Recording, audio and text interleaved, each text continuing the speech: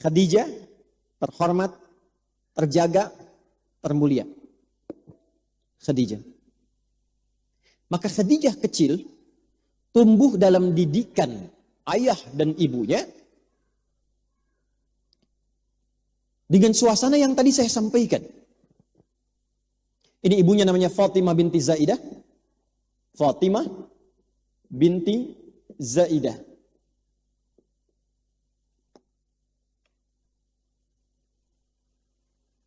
Ayahnya Khuwailid, ibunya Fatimah. Saya turunkan lagi, maka dididiklah anak ini sampai mewarisi semua sifat-sifat ayah ibunya. Terhormat, satu-satunya perempuan di kalangan Quraisy itu dan kalangan masyarakat Arab yang terjaga dari perilaku-perilaku perempuan jahiliyah. Saya beri contoh satunya, Bu, salah satunya. Perempuan jahiliyah itu di antara cirinya, satu, sering dandan-dandan untuk menarik perhatian pria-pria. Awas. Jadi kalau ada ibu-ibu yang ikut pengajian dandan hanya ingin dilihat yang bukan mahramnya, maka itu sama dengan apa? Ikut kebiasaan jahiliyah. Maka di antara mereka ada yang pakai gelang khusus. Beberapa gelang ditaruh di kaki. Jadi kalau jalan kijing supaya terdengar bahwa ada perempuan yang ingin ditarik perhatiannya. Jahiliyah. Kalau jalan pakaian terbuka. Makanya nanti Islam datang membawa pertama kerudung kemudian jilbab. Tadinya terbuka. Jadi jilbab itu bukan budaya Arab. Karena di Arab tadinya terbuka, bukan tertutup. Ingin terbuka, ingin terlihat, ingin tampil. Sayyidah Khadijah tidak. Perempuan-perempuan pada umumnya mudah menerima pria. Bahkan nanti ada 4 jenis pernikahan. Ya, di dalam masyarakat Arab itu. Salah satu jenisnya, perempuan itu melakukan poliandri. Poliandri itu maksudnya apa? Banyak suaminya, nggak hanya satu. Ada kasus satu perempuan, itu bisa kemudian digauli oleh 8 laki-laki. Ibu, 8 laki-laki. Nanti begitu melahirkan, diundang semua itu. Yang 8. Dilihat, ini paling mirip siapa? Maka disitulah diikutkan nasabnya. Sedangkan kadang anak itu suka beda-beda kan? Ya. Dari awal kelihatan kayak kakeknya kan? Usia 3 bulan, telinganya kayak ibunya ya. Usia 7 bulan, tuh kan matanya mirip aku, ya. Usia 10 bulan, kenapa dagunya mirip tetangga? Misalnya, ini repot. Rupanya ibunya sering nengokin sepeda tetangga gitu kan. Lihatin, 8 ini begitu. Khadijah tidak. Jadi semua praktis kegiatan-kegiatan perempuan jahiliyah pada masa itu yang sifatnya kurang bagus gak pernah diikutin. Tapi yang diikuti apa? Satu, selalu penasaran dengan nilai peningkatan spiritual. Punya jadwal tawaf khusus. Ini saya ilustrasikan rumahnya, Bu. Masih ada waktu? Oh, 10 menit lagi. Bismillah. Saya gambarkan ini Ka'bah di sini. Ini kalau ibu haji umrah saya paling gampangkan aja ini Menara Zamzam di sini. Grand Zamzam. Yang tadi ini saya sebutkan jalan, ini Hotel Hilton, Intercontinental di sini. Kemudian ke belakang ke sini, nah ini yang disebut Wadi Ibrahim, ada gunung, ini Wadi Ibrahim di sini. Kemudian di sini ada Safwa. Kemudian ada jalan ke sini, ke Mahbas Al-Jin ke sana. Kemudian di sini ada Jabal Kubais, bukit besar tempat kehormatan. Siapa yang punya kedudukan di situ dia bangun tempat. Ya, makanya istana di sini untuk menunjukkan bahwa yang punya kuasa ini sekarang. Kemudian jalan ke sini sudah pernah saya terangkan. Di sini ada tempat tinggalnya Nabi di sini. Ini sampai ke ujung ke sini jalan. Ada jalan jembatan ke sini, ke arah sini. Dulu di sini ada tiang besar, ini rumahnya Abu Jahal. Sampai ke ujung ini ada tempat untuk ngambil air, minum. Dari sini ke sini ada 35 kipas angin. Ke sini ke ujung, di sini ada tempat ngambil air Zam-Zam yang menggunakan jerigen. Jadi kalau ingin ngambil agak banyak pakai jerigen musim haji, ngambilnya jangan di keran-keran sini. Itu buat yang pakai gelas, ngambilnya di sini. Nanti ada yang jualan jerigennya orang Taif di sini. Kurang lebih ada 5 real yang kecil, 10 real yang besar. Ya. Ini tempatnya, ini Nabi dilahirkan di sini, Maulid Nabi. Ini ada bukit besar di atas, ini jalan ke Taif ke sini. Nah, ke sini turun ke bawah, di sini Bukit Marwah. Keluar dari Marwah ada area di sini. Yang sekarang sebelah sini toilet nih. Nah, area inilah rumahnya Sayyidah Khadijah. Kalau saya tunjukkan nanti di pertemuan berikutnya, saya tunjukkan lebih jelas. Ini areanya Sayyidah Khadijah. Jadi dekat dengan rumah Nabi sallallahu alaihi wasallam, kurang lebih 100 sampai 150 meter jaraknya. Di rumah inilah kemudian dari mulai kelahiran sampai setelah berumah tangga, lahirnya putra dan putri berdua, Nabi Muhammad SAW dengan Sayyidah Khadijah, termasuk turunnya beberapa wahyu, termasuk datangnya salam dari Allah lewat malaikat kepada Sayyidah Khadijah. Nanti di sini tempatnya. Ya. Baik. Lahir berkedudukan, tumbuh, dan pada saat tumbuh dewasa ini menjaga kehormatan dirinya sampai agendanya apa? Agendanya rata-rata cuma 3. 1, tawaf. Tawaf. Jadi ibu, ini yang paling menarik. Tawafnya ke sini tentunya. Beliau ini karena menjaga dirinya dan menempatkan dirinya terhormat karena Allah, maka Allah pun menjadikan perempuan-perempuan semuanya memandang beliau sebagai terhormat. Tidak ada satupun wanita yang berani meninggikan suaranya di hadapan Sayyidah Khadijah. Saking terhormatnya. Semua kalau sedang kumpul dengan Sayyidah Khadijah, diam. Nggak ada yang bisik-bisik membicarakannya. Saking terhormatnya. Dan orangnya baik, Bu. Suka berbagi. Terus bersedekah kepada teman-temannya. Kalau kekurangan dibantu. Ya, keluarganya ditopang. Dan ini nanti akan diteruskan oleh Nabi. Ketika Sayyidah Khadijah meninggal, kalau Nabi menyembelih hewan apapun, itu sebagiannya diperintahkan oleh Nabi, sedekahkan kepada teman-temannya Khadijah. Saking tahunya Nabi kebiasaan baik istrinya. Satu ya. Apa hikmahnya untuk para ibu? Pertama, kalau ibu ingin meneladani Sayyidah Khadijah dan menyiapkan diri dekat dengan Allah, mulai hari ini, ibu koreksi di rumah dan di luar rumah, apa saja hal-hal yang tidak disenangi oleh Allah dan Rasulnya jauhkan. Contoh, ibu suka lihat apa di TV? Drakor, drama Korea, BTS, macam-macam dan sebagainya. Udah, simpan. Jauhi. Ganti sekarang. Channelnya ganti dengan channel Mekah 1, Quran, Ka'bah. Lihat aja. Ya, doakan, harapkan ingin seperti Sayyidah Khadijah. Yang kedua, jaga diri dari kebiasaan yang tidak penting. Pertemuan-pertemuan yang tidak penting, ganti judulnya di pengajian. Halo? Sosialita yang kumpul-kumpul. Para ibu-ibu yang senang kumpul. Enggak dilarang kumpul. Karena istri Nabi pun senang ngumpul-ngumpul. Cuman apa yang dilakukan? Ganti judulnya. Pelajari diskusi tentang Sayyidah Khadijah. Cara meningkatkan iman. Ngaji bersama. Silahkan. Setelah itu saling sedekah, boleh. Saling perhatikan. Ketemu teman, siapa yang akan kita bantu di hari ini ya. Kita mau donasi kemana sekarang ya. Bakti sosial kemana ya. Itu Bu, ganti jadi begitu Bu. Bikin statusnya jangan aneh-aneh. Karena ciptakan lingkungan yang kondusif. Sehari 1 ayat, mendekat kepada Allah. Jadikan diri terhormat, maka ketika seorang menata dirinya terhormat, Allah akan menjadikan orang-orang di sekitarnya menghormatinya. Bu. Ustadz pun, kalau tidak menjaga dirinya, terhormat di hadapan Allah, jadi bahan mainan juga Bu. Coba lihat sekarang tuh yang diustadkan, banyak sekali di media sosial dan sebagainya. Apakah setiap ustadz itu mendapat penghormatan? Belum tentu. Ada yang disebut ustadz, tapi yang didapatkan caci maki dalam kehidupannya. Ada. Kenapa? Karena diantaranya tidak menempatkan dirinya terhormat di hadapan Allah. Jadi kehormatan itu tidak harus menjadi ustadz dan ustadzah. Ibu jaga diri dengan terhormat, Allah memerintahkan pada makhluknya, hormati dia. Silakan ibu kalau nggak percaya.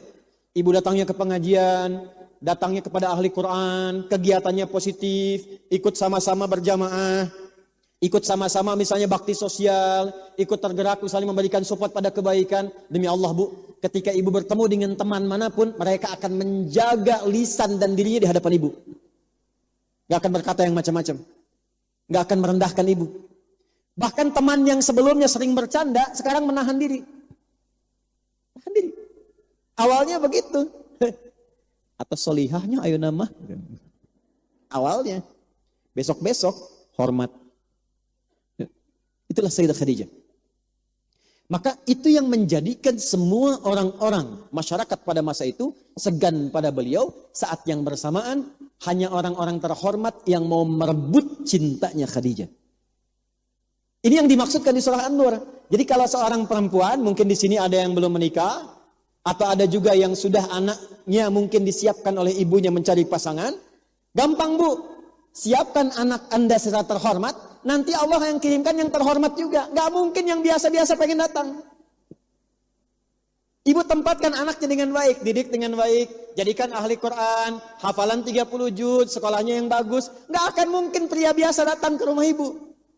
Pasti yang datang itu akan dicarikan oleh Allah yang sesuai. At-tayyibatu lit-tayyibin. Perempuan-perempuan terbaik akan dikirimkan orang baik juga kata Allah. Akan kelihatan. Nanti datang 3 orang. Sekarang kan sedang ngetren lamaran pakai Quran. Sekarang jamaah-jamaah saya yang bapak-bapak, saya katakan Pak, kalau nerima calon mertua, calon menantu, tanya dulu hafal berapa juz. Datanglah seorang anak. Siapa namanya? Anas Pak. Dah baca surat Anas. Dah kamu tajwidnya lumayan.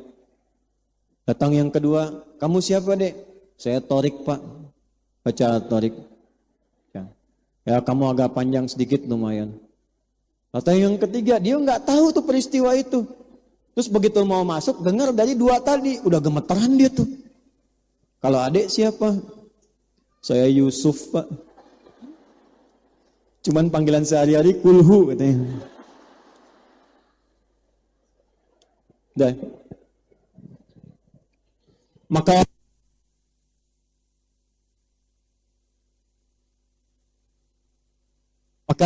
orang-orang berebut ingin melamar dan tidak ada yang datang kecuali ini, yang kaya, yang terhormat, yang baik dan sebagainya. Tadinya hampir terjadi pernikahan dengan Warakah. Tapi Allah memalingkan kepada 2 laki-laki lain yang ternyata disiapkan 2 laki-laki ini untuk mensupport Khadijah, membantu Sayyidah Khadijah agar nanti siap secara sempurna mendampingi Nabi Muhammad SAW. Jadi bu, ternyata lahirnya Sayyidah Khadijah dari awal lahirnya ini itu Allah sudah siapkan untuk mendapatkan pasangan yang paling tepat untuk beliau. Maka dari kecil tadi saya katakan, satu kebiasaannya cuma tawaf, menjaga diri.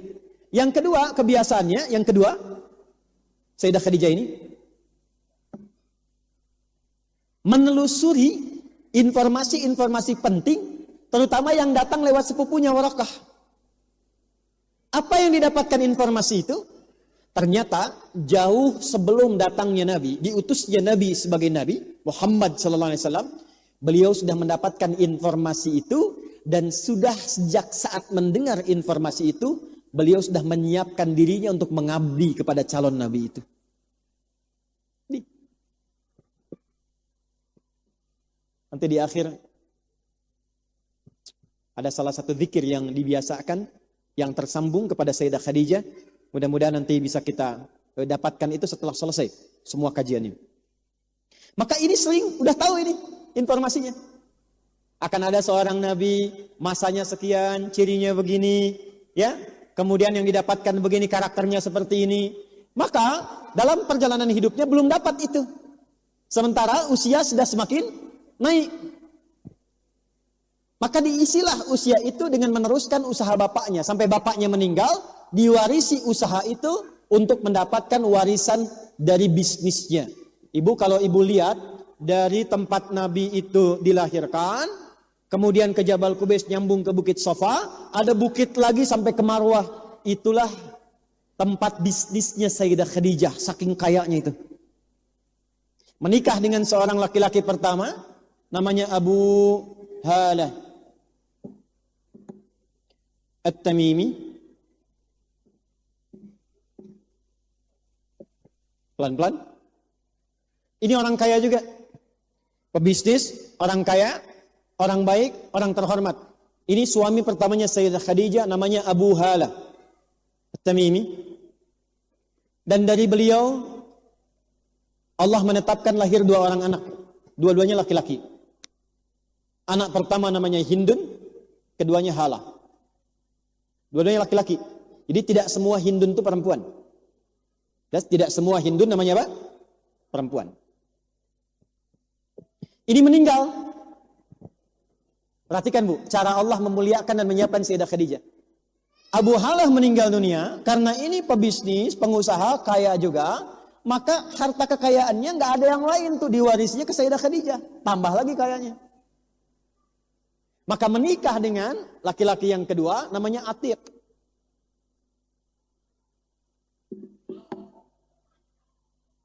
Pelan-pelan.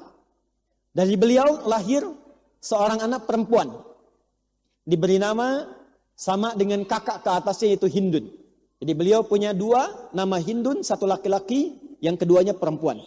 Jadi 3 anak diwarisi, 1 Hindun yang laki-laki, Halah, kemudian laki-laki juga, yang ketiganya perempuan diberi nama dengan Hindun juga. Qadar Allah, meninggal juga. Ini meninggal, gak lama meninggal lagi yang kedua ini. Harta ini diwarisi lagi kepada Sayyidah Khadijah. Jadi meningkat lagi kekayaannya. Tapi ibu jangan salah ya, jangan salah. Ini bukan tipikal perempuan yang mencari pasangan itu karena harta, bukan. Allah yang ngirimkannya. Jadi jangan ibu simpulkan misalnya, tanda pertama, cari calon mantu yang kekayaannya luar biasa. Gak begitu, nanti ada hadis Nabi memberikan gambaran dan keempat-empatnya ada di Sayyidah Khadijah. Keempat-empatnya. Apa hikmahnya? Ternyata hikmahnya nanti kita akan dapatkan semua harta kekayaan yang terkumpul dari pernikahan sebelumnya ini Allah siapkan untuk mensupport dakwahnya Nabi Sallallahu Alaihi Wasallam yang memang membutuhkan dukungan dana dan ekonomi yang kuat. Maka modal dari suami pertama, suami kedua diakumulasikan untuk mengembangkan bisnisnya dengan lebih kuat. Maka ditemukanlah kerajaan bisnis yang besar tidak ada di masyarakat Quraisy pada umumnya, kecuali hampir semuanya mengambil modal dagangan dari Sayyidah Khadijah. Jadi Bu, walaupun perempuan, beliau bisnis. Dagang. Ada bakatnya. Maka boleh jadi di antara ibu ada yang bakat dagang tuh. Bakat bisnis. Bikin produk dan sebagainya. Silakan kembangkan sampai sukses. Cuma nanti setelah menikah ada suami, ada fikihnya. Ada fikihnya, nggak dilarang bisnis, silakan. Bahkan itu bisnisnya Sayyidah Khadijah banyak kemudian nanti dikembangkan sampai orang-orang buka cabang, sampai pinjam modal dari situ. Dan banyak laki-laki mengambil modal dari situ. Tapi saat berkembang itu menjelang usia 40-an ada seorang pemuda yang sedang viral. Usianya 25 tahun. Dan tidak saking viralnya. Kalau sudah viral kan like, share, and comment, and subscribe. Yeah. Jadi banyak and like. Yeah, everybody like him. Semua orang senang. So he was being viral among the people over there. Jadi beliau kemudian jadi viral, di banyak orang, banyak dibincangkan, dan viralnya semua yang baik-baiknya. Like, di-share, dan komen semua. Komennya yang baik-baik, itu ya, kalau ada yang paling jujur, cuman pemuda itu ya. Itu ya, kalau ada orang paling sabar, cuman pemuda itu ya.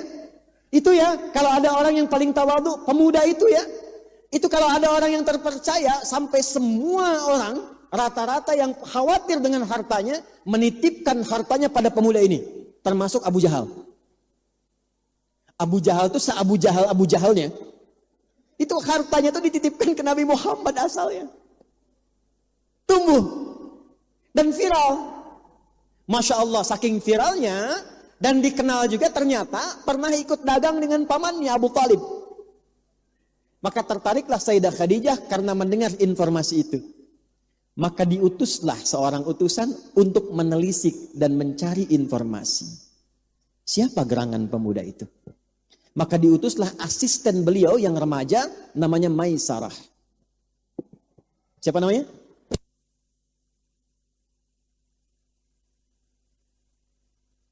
Maisarah. Mai, sini katanya. Datang.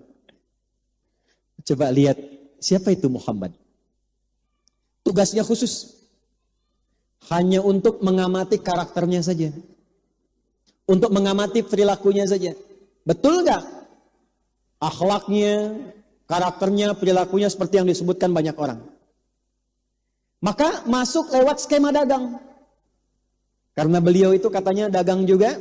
Coba tawari, barangkali bisa mengambil modal dari kita, kemudian dia bisa berangkat dagang.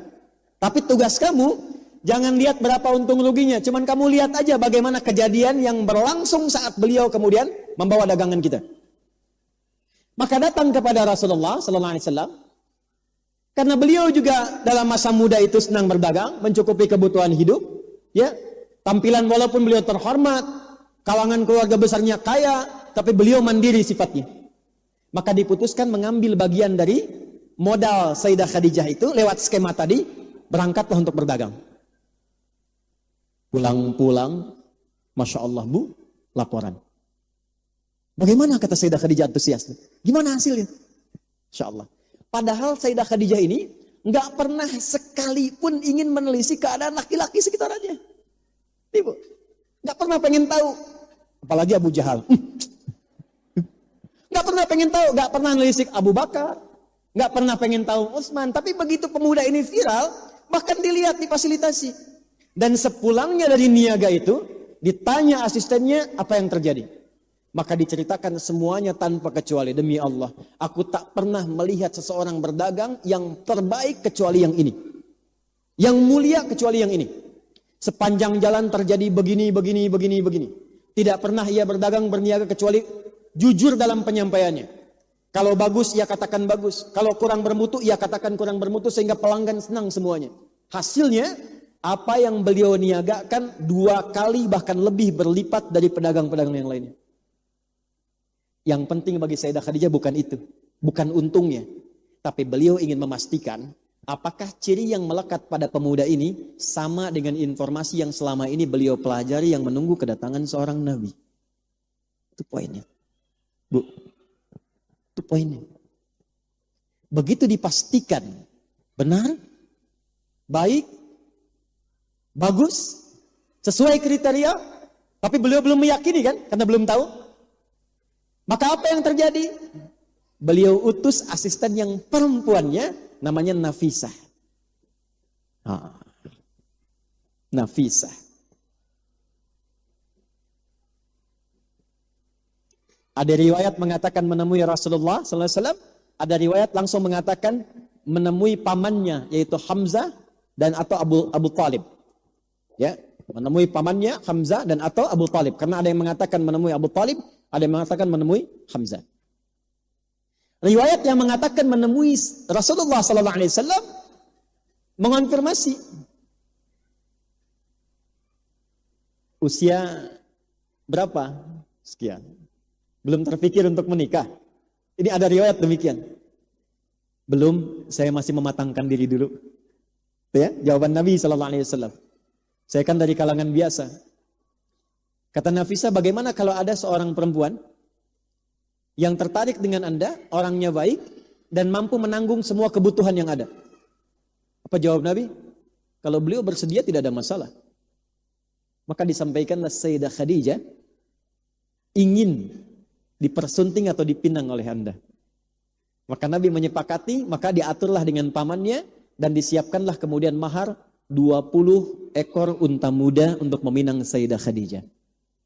Tapi sebelum peristiwa ini, ada riwayat mengatakan ada seorang bernama dan bergelar sangat populer Abu Jahal berusaha melamar Sayyidah Khadijah, ditolak. Setelah ditolak itulah Nabi Muhammad justru diminta untuk melamar Sayyidah Khadijah. Inilah yang diduga menjadi dendam berkepanjangan dari Abu Jahal yang tidak mau kemudian mendengar apapun dari Muhammad sallallahu alaihi wasallam. Setelah sebelumnya kalah gulat. Jadi olahraga gulat dengan Nabi, kalah Abu Jahal. Di kesempatan kedua cintanya pun ditolak. Udah kalah kuat, kalah cinta. Itu yang menjadikan dia dendam kepada Nabi. Maka hati-hati ya. Perbedaan kadang-kadang sifat suka menjadikan seseorang berpotensi menjadi lawan dalam berkehidupan. Ya. Kembali. Maka dilamarlah Sayyidah Khadijah, terjadilah pernikahan dengan selisih usia. Sayyidah Khadijah menurut riwayat yang sampai kepada kita usia 40 tahun. Nabi Muhammad sallallahu alaihi wasallam usianya berapa? 25 tahun pada masa itu. Apa fikih yang bisa diambil dari sini? Tidak salah. Maaf ya, tidak salah. Seorang perempuan pun berupaya mencari suami yang ideal untuknya. Jadi pencarian itu tidak hanya dari laki-laki. Kalau perempuan pun merasakan sudah mesti ada pendamping hidup dalam dirinya, maka jika dia berusaha menemukan kriteria itu tidak salah, Bu, silahkan. Atau orang tua ingin mencarikan, gak ada masalah. Dan kalau sudah ada, jangan menyimpan rasa terlalu lama sehingga nanti berpotensi kecewa di kemudian hari ketika dia diambil orang lain. Ya, utus seseorang untuk bisa datang. Utus seseorang untuk menemui keluarganya. Untuk bisa mendapatkan kepastian kira-kira setuju enggak. Karena biasanya sifat perempuan itu kan menunggu kan. Diam kan. Ya kan. Makanya kalau dilamar mesti menjawab. Kalau diam artinya setuju. Ya. Apakah berkenan kalau saya kira-kira melamar dan ingin melangsungkan pernikahan? Diam. Tandanya setuju. Ya, di usul fikih itu ada kaidah as-sukutu alamatu heeh. Ya.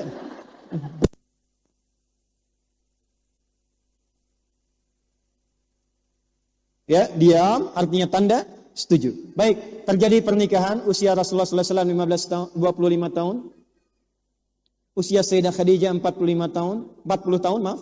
25 tahun, 40 tahun, selisih di antara keduanya 15 tahun. Tahan. Setelah keduanya berumah tangga, bagaimana rumah tangga keduanya? Di mana mereka bertempat tinggal? Seperti apa jalan kehidupannya? Kapan anak pertama lahir? Kenapa semua anak yang laki-lakinya kok meninggal saat baru lahir? Al-Qasim meninggal. Abdullah meninggal. Sementara yang perempuannya hidup semua. Ya, Zainab radhiyallahu taala anha hidup. Berkembang bahkan menikah. Ruqayyah berkembang menikah. Ummu Kulthum demikian. Fatimah yang paling bungsu, yang terkasih juga di antara penghuni perempuan calon penghuni surga, lahir, tumbuh, berkehidupan dan mulia kisahnya. Dan yang paling menarik, bagaimana perjuangan besar Sayyidah Khadijah, catat ini, sampai mengorbankan harta, cinta dan nyawanya untuk meningkatkan takwa kepada Allah dalam mendampingi suaminya. Sampai mengatakan, sayang, demi Allah, Allah tidak akan pernah meninggalkanmu. Engkau orang baik yang menyambungkan silaturahim, merawat para fakir, memuliakan tamu-tamu yang datang, dan bisa memuliakan anak-anak yatim, orang-orang miskin. Kalau bahasa kita, yakinkan pada dirimu, aku akan bersamamu dalam suka dan duka. Sampai Nabi menyebut dalam tidurnya, mengisahkan kepada istri-istri yang lain, dan mengatakan, tidak ada yang akan pernah seperti Khadijah. Bagaimana kisah selanjutnya? Kita akan sambungkan kelak di edisi yang akan datang insya Allah. Baik. Jadi pelan-pelan dulu Bu ya. Kita masalahnya begini. Saya tidak mengajar untuk menuturkan cerita. Saya menyampaikan hikmah dan fikih untuk dipelajari. Saya ingin simpulkan dulu kesimpulannya apa. Satu, untuk membentuk pribadi yang seperti Sayyidah Khadijah, ya, membentuk pribadi seperti Sayyidah Khadijah. Tahan Bu, sebentar. Jangan dulu tulis ya, tahan. Ibu masih ingat nggak? Nabi menyampaikan 4 kriteria dalam pernikahan. Tunkahul mar'atu li arba'in. Kadang-kadang pernikahan itu motifnya 4. Limaliha, hartanya. Wa nasabiha, kedudukannya atau nasabnya. Yang ketiga, li jamaliha, cantik atau gantengnya. Yang keempat, lidiniha, ketaatannya. 4 ini. Perhatikan, kalau kita diminta milih kata Nabi, pilih yang keempat. Fadfar bidzatid din taribat yadak. Ambil yang keempat, karena semakin orang soleh, semakin taat, semakin dekat dengan Allah, dan apa yang terhalang bagi Allah untuk memberikan semuanya. Tapi Khadijah radhiyallahu ta'ala anha, Sayyidah mulia ini, memiliki keempat-empatnya. harta dicukupkan oleh Allah, nasab dihormati, dimuliakan oleh Allah. Kemudian yang ketiga, cantiknya juga terwariskan. Dan yang keempat, ketaatannya tidak diragukan. Nah sekarang, kalau ada perempuan yang ingin mendekati jejak keempat ini, maka kurikulumnya sesuai jalur hidupnya adalah satu, ini yang saya maksudkan. Menjaga diri dari setiap tradisi dan atau kebiasaan, menjaga diri dari setiap tradisi dan atau kebiasaan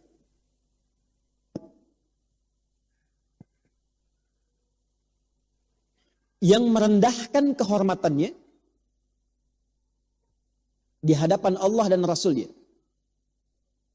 Yang merendahkan kehormatannya di hadapan Allah dan Rasul-Nya.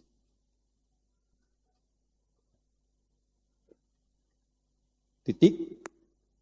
Gak usah ditulis titik. Maksudnya titik, diam dulu.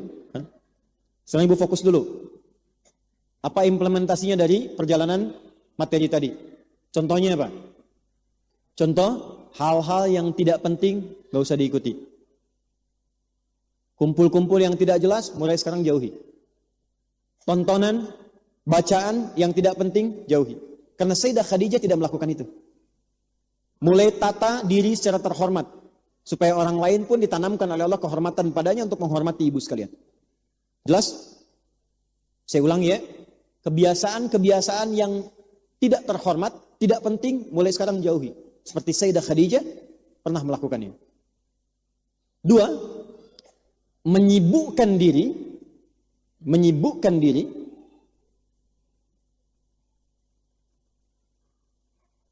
untuk meningkatkan amalan berikut. Menyibukkan diri untuk meningkatkan amalan berikut. Satu, amalan spiritual yang mendekatkan diri dengan Allah Subhanahu wa taala. Amalan spiritual yang mendekatkan diri dengan Allah Subhanahu wa taala. Tahan Bu, tahan penanya, angkat dulu penanya. Tahan sebentar. Contohnya apa? Tadi saya kisahkan Sayyidah Khadijah kan punya jadwal tawaf kan? Karena belum ada risalah turun pada masa itu, masih ahli fatrah. Nabinya nggak ada. Yang beliau tahu ada tempat mulia tawaf. Maka ibu mulai sibukkan diri untuk mendekatkan diri kepada Allah. Misal kalau tawaf ada Ka'bahnya kan? Sekarang Ka'bah nggak ada depan mata kita, tidak ada di hadapan kita. Maka tarik ke amalan utama yang menghadap Ka'bah, yaitu salat. Fawalli wajhaka syatral masjidil haram. Quran surah kedua ayat 144. Ya, qad nara taqalluba wajhika fis sama' falanuwalliyannaka qiblatan tardaha fawalli wajhaka syatral masjidil haram. Maka amalan yang dulu dikerjakan Sayyidah Khadijah tawaf, kita tarik amalan sekarang perbanyak salat. Salat. Ditambah yang fardu, Bu. Tambah yang fardu. Kalau cuma yang fardu, jangankan yang pengen seperti Sayyidah Khadijah, yang biasa pun 5 waktu juga. Jadi kalau pengen seperti Sayyidah Khadijah, tambah yang sunnah, tingkatkan. Mulai rawatib. Jangan dikumpulkan semua dulu ya. Jangan kumpulkan semua. Mulai dulu dengan yang utama. Yang utama. 23 rakaat. Kita bagi. Ya. Boleh ibu catat. 23 rakaat. Kita ke praktek ya, pelan-pelan. 23 rakaat ini yang sunnah, yang mendampingi yang fardu. Kalau yang fardu berapa rakaat? 17. 17 tambah 23 berapa? 40 kan? Berarti totalnya 40 rakaat. Konsisten dulu 40 ini. Nah 40 ini menarik Bu. 40 tahun usia menarik. Nabi diangkat jadi Nabi dan Rasul berapa usianya? 40. Nabi Musa ketur Sina berapa malam? 40. Ya, Al-Arba'in berapa hadis? 42. Tapi poinnya 40-an. Ada 40 rakaat yang coba biasakan dijaga. 17 rakaatnya salat fardu wajib. Sudah? Kemudian selanjutnya 12-nya rawatib. Saya urutkan. Ini dulu yang konsisten. 2 rakaat sebelum subuh. 2 rakaat sebelum subuh. 4 rakaat sebelum zuhur. Nanti mau zuhur, begitu adzan Allahu Akbar, selesai la ilaha illallah, ada salat sunnah kan? Nah itu bisa 4 rakaat. Teknisnya bisa 2 rakaat, salam, bangkit lagi, 2 rakaat lagi, salam. Bisa langsung 4 rakaat, sekaligus 4 rakaat. Tapi niatnya salat sunnah. Jelas? Baik. Berapa jumlahnya? 4. Tambah 2 tadi berapa? 6. Kemudian 2 rakaat setelah zuhur. Berapa jadinya? 8. Kemudian 2 rakaat setelah maghrib. 2 rakaat setelah maghrib. Berapa jumlahnya? 10. Kemudian 2 rakaat setelah isya. Berapa jumlahnya? 12 ya. Saya ulangi. 2 sebelum subuh, 4 sebelum zuhur, 2 setelah zuhur, 2 setelah maghrib, 2 setelah isya. Jumlahnya berapa? 12. Kalau nanti nggak mampu atau karena sedikit waktunya, jeda zuhur itu ke salat fardu, biasanya di kantor-kantor tertentu waktunya nggak cukup. Maka boleh dijadikan 2. Walaupun 10, tapi pahalanya dihitung jadi 12. Karena kebiasaan sebelumnya. Nanti saya sampaikan hadisnya. Yang 12 ini, rumusnya dari istri Nabi Sallallahu Alaihi Wasallam setelah muncul syariat salat. Dari Sayyidah Maimunah nanti. Ya, beliau menyampaikan, perhatikan. Qala Nabi Sallallahu Alaihi Wasallam, Nabi Sallallahu Alaihi Wasallam bersabda, Man shalla ithnatai asyrata rak'atan. Siapa yang konsisten menjaga 12 rakaat salat sunnah. Fi yaumin wa lailatin, yang mendampingi salat fardu siang dan malam. Jadi ada salat sunnah mendampingi salat fardu dari mulai salat pertama subuh sampai malam ke isya. Jumlahnya 12 rakaat. Arba'an qabla dhuhri, 4 sebelum zuhur. Rak'ataini ba'daha, 2 rakaat setelahnya. Rak'ataini ba'dal maghrib, 2 rakaat setelah maghrib. Rak'ataini ba'dal isya, 2 rakaat setelah isya. Rak'ataini qabla subhi, 2 rakaat sebelum subuh. Buniya lahu bihinna baitun fil jannah. Siapa yang konsisten mengerjakan itu selama hidupnya, akan dihadiahkan oleh Allah 1 rumah di surga untuknya. Itu yang menyampaikan langsung istri Nabi. Kemudian 12 sudah, berarti kurang berapa? Halo? 11. Kan?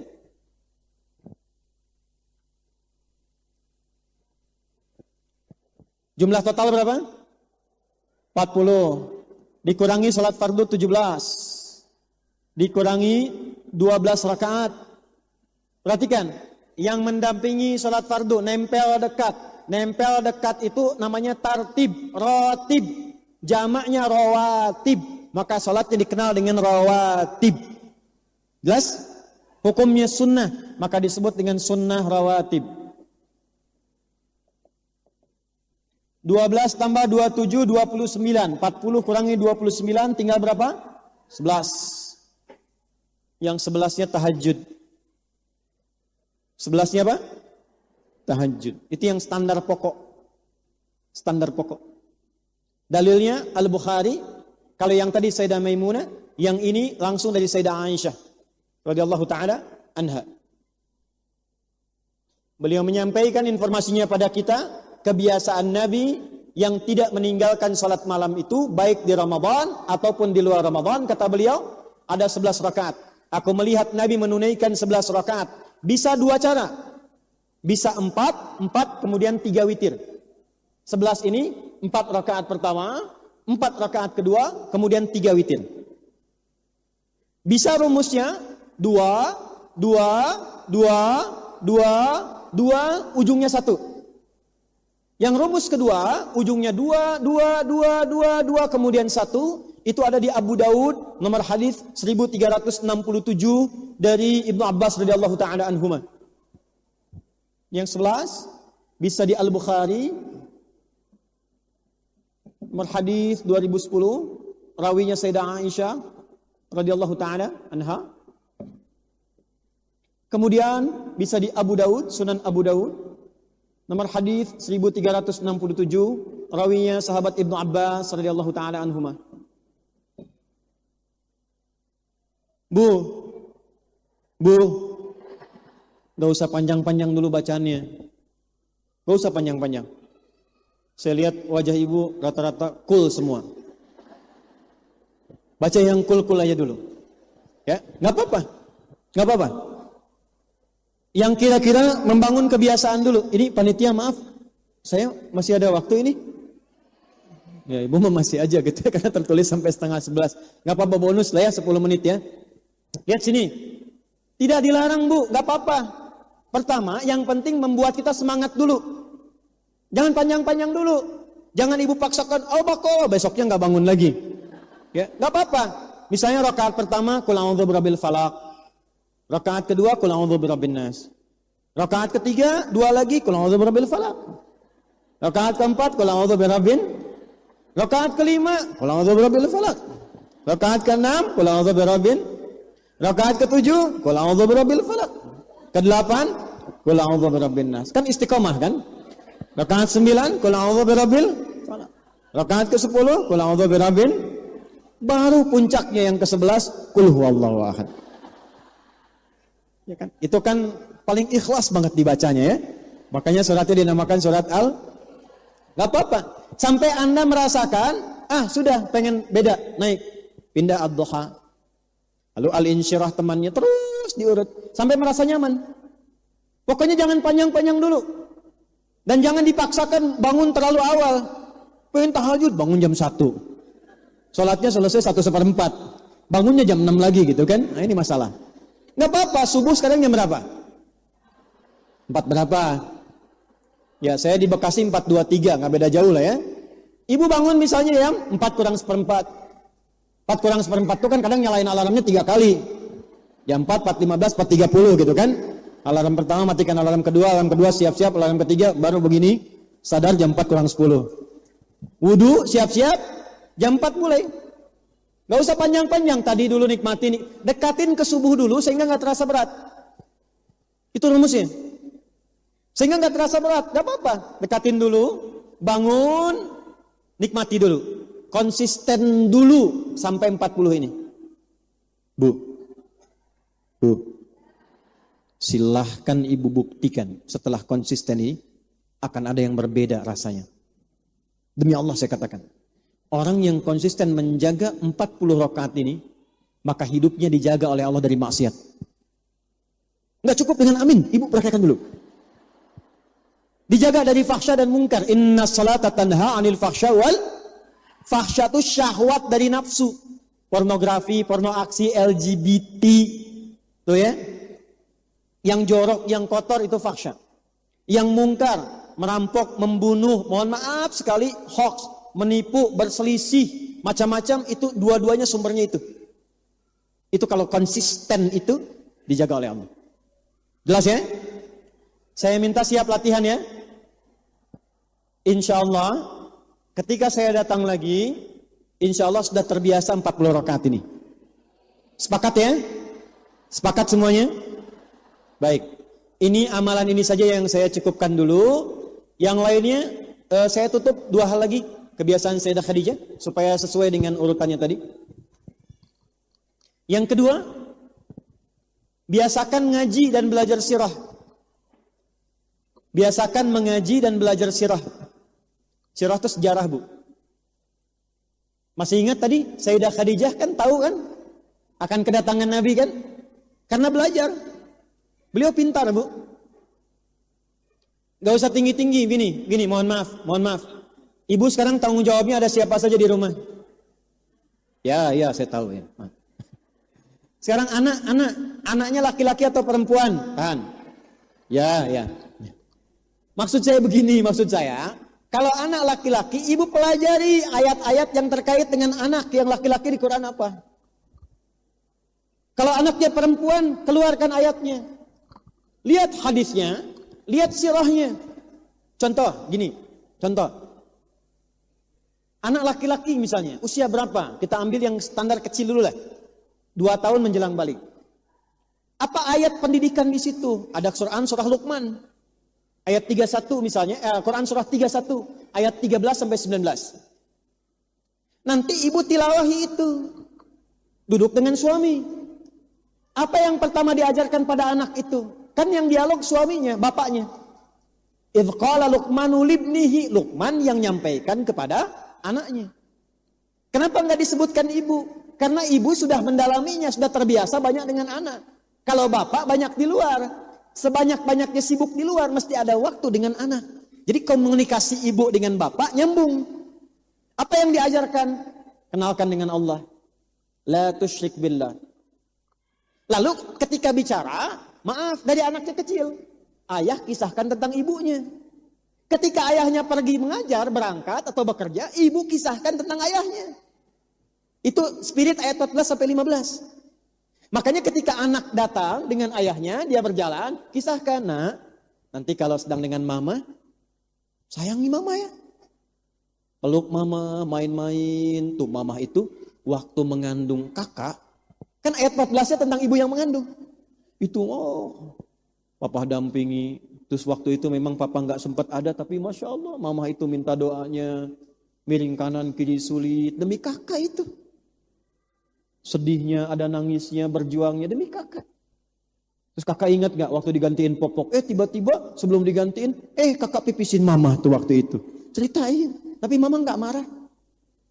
Kayak nanti jangan marah sama mama ya. Yang cerita jangan ibu. Kalau ibu yang cerita gak nyambung. Nyampe tapi rasanya gak sampai ke hati. Biarkan yang cerita bapaknya. Nanti saat bapaknya kerja, ibu yang cerita. Kak, papa itu waktu kecil, dari mulai mengandung kakak itu mama, papa tuh perhatian terus. Disayang-sayang, didoain begini. Nanti kalau papa pulang, jangan repotin ya, pijitin kakinya. Mainnya jangan langsung. Kakak bikin gambar, atau sekarang ngaji deh. Nanti kalau papa pulang, bilang setoran ayat. Gak usah panjang-panjang. Nah itu yang melakukan ibu. Demi Allah bu, cobain deh.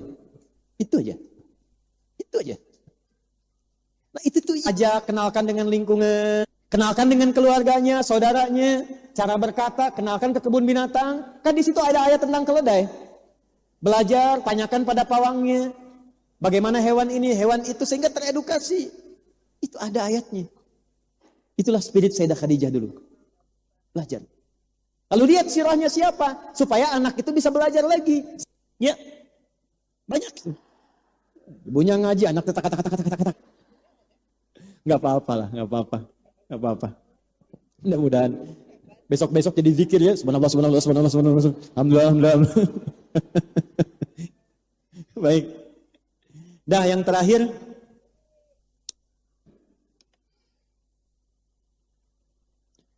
Dalam semua posisi berkehidupan.